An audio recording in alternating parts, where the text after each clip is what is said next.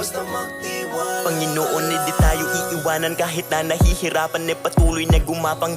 Ituloy mo lang kung anong nasimulan, huwag magkatubili o magalangan. Maniwala sa sarili, umabante at di baling dahan-dahan. Importante, umuusad lang nang walang inaapakan. Danas na ako sa lahat, paghihirap at bigat, makikita sa balat, sa kaliwat ugat, kung paano kataway pinaiyak. Sa bawat pagpataka merong aral at inspirasyon na tumatak, dahilan kung ba't patuloy akong